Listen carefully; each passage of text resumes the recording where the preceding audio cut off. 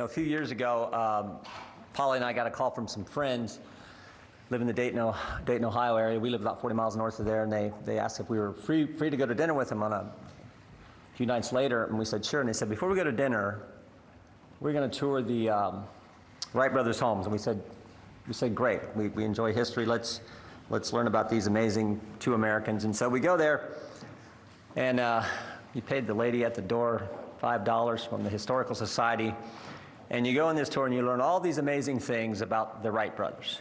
You learn about the bicycle shop and the other things, the gadgets and gizmos they tinkered with and built. Fascinating tour. Last stop on the tour is Orville Wright's bedroom, and they tell you a few more things about this particular Wright brother, and then they close the tour out by showing you two pictures. First picture they hold up, that very first flight, 1903, in Kitty Hawk, North Carolina, in this thing they called a plane. And you first thought you'd see that and you think, how did that thing get off the ground? And the truth is it barely did. It flew like 100 feet, got a few feet off the ground. And you're thinking about that, and you sort of remember that picture from 8th grade, 9th grade, whenever they teach you that in school. And I thought, well, that's amazing. They put that picture down, and then they hold up a second picture. 44 years later, 1947, Chuck Yeager breaking the sound barrier in a jet. And I was like, wow, that I didn't know. That's amazing. In 44 years, we go from two guys flying 100 feet to another American breaking the sound barrier in a jet. And literally, that was the end of the tour. They put that picture down, and Polly and I start walking out. And as we're walking out that door, it hit me. Wait a minute. Why did they stop there? I represent Wapakoneta, Ohio, Auglaize County, Ohio, hometown of Neil Armstrong, who 22 years after Chuck Yeager breaks the sound barrier, steps on the moon. Stop and think about it. In 66 years, one lifetime, we went from two guys flying 100 feet to putting a man on the moon. It is a great country, the greatest country in my judgment, made up of great people. And right now, those people, I think, are starting to doubt and wonder about their government and about where our nation is headed. They see an open border. They see crime in the streets. They know what it costs to put gas in their car. They know what it costs to put food on the table. They see a war in Israel, our strongest ally, Israel, and what's happening there, and the help that Israel needs. And they see a government that's been weaponized against we, the people. The very government that's supposed to serve us has been turned on the taxpayers who pay for it.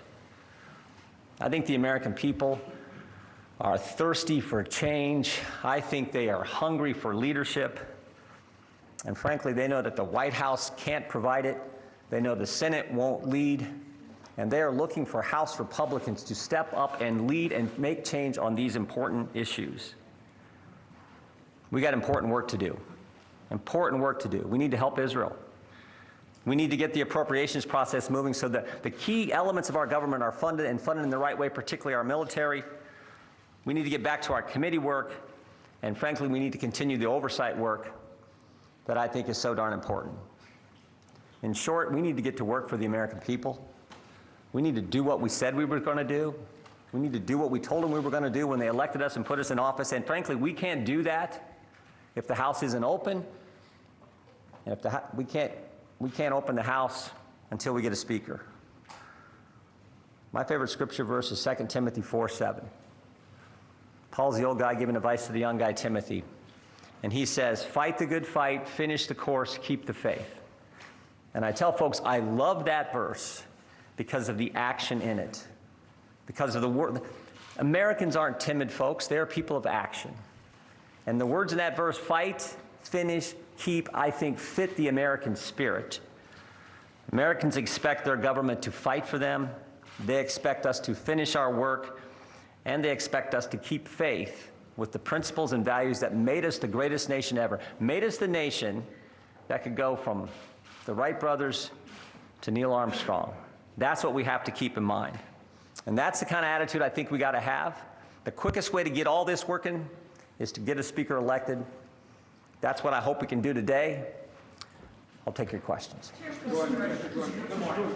So lay out your path. Are you just going to call roll call vote after roll call vote today and tomorrow and into the weekend and try to wear your opponents down? Because it didn't seem like you made any progress yesterday. Well, you all said that we were going to lose between the first vote and the second vote. You all said we were going to lose 10 to 15 votes. We stayed the same. We picked up a few. We lost a few. I think the ones we lost can come back. So look, there's been multiple rounds of votes for Speaker before. We all know that.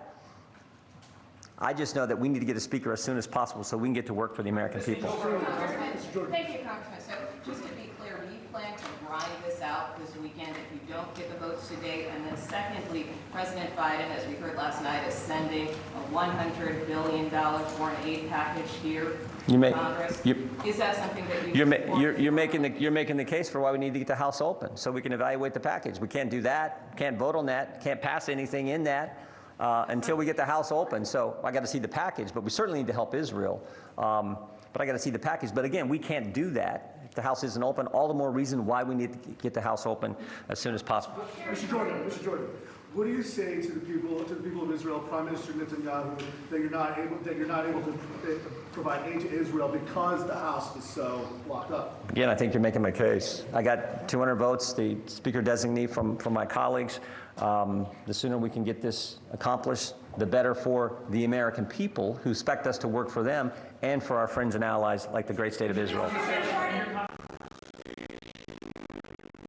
Didn't support you previously to pledge to you that they would switch their votes for. We had a good conversation, and we'll continue to do that. But as I point out, the fastest way to get to work for the American people is to elect a Speaker so the House can be open and we can get things done.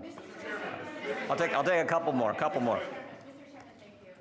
Congressman Ken Buck has said that among his doubts are the 2020 election and your view on that. So I'm going to ask you two related questions. One, what was your intent when you emailed a memo to the Chief of Staff, Mark Meadows, suggesting that Vice President Pence Just that. that he should forego any unconstitutional votes? And do you believe the 2020 election is stolen? I think there were all kinds of problems with the 2020 election. I've been clear about that. My intention in forwarding the email was an argument made by former Inspector General for Donald Rumsfeld, accomplished lawyer who laid out an argument from the Federalist Papers. I forwarded it on to them. That was all it was. Can you walk through what is your plan this weekend? If you pick up any votes on the third ballot or if you lose votes on the third ballot? Our plan this weekend is to get a Speaker elected to the House of Representatives as soon as possible so we can help the American people. Last one. What is your message for the people of Israel about wasting everyone's time when you clearly don't have the votes to be Speaker? We stand with Israel. I've been there 5 times. Amazing people, amazing country, and we should do everything we can to help them. The quickest way to do that is to elect a Speaker. Thank you all very much. You have been listening to Congressman Jim Jordan, the Ohio Republican, who has made clear he is not giving up. He is not dropping out. He will push forward for a third and potentially many more round of votes to become the next Speaker of the House. He is currently 0 for 2, lost 20 votes in the first time, lost 23, I believe, and the second time. There was some sense yesterday, as it seemed like he was bleeding support behind the scenes, even more support behind the scenes, that he would drop out. There was a very airing of grievances like Republican closed-door conference meeting full of lots of profanity and pushback. But Jordan has made clear he's going to stay in. He's made clear he's pushing forward. And I don't get the sense he feels like dropping out anytime soon. So what was the goal there? Because did he say anything different than he's been saying? We knew he was going to keep pushing. If I could analyze from afar, which is a little difficult, he wanted to look like a speaker. In that room, the Rayburn room, is critical, but also giving a speech, talking about the Wright brothers. I appreciate him making clear the Wright brothers, Ohio, not North Carolina. We should win that battle. But trying to make it look bigger and then talking about the need to move forward, especially in the context of the president sending up that aid package. That would be my guess. We'll see. I have not heard some text messages saying this isn't going to change anything. We will, of course, see.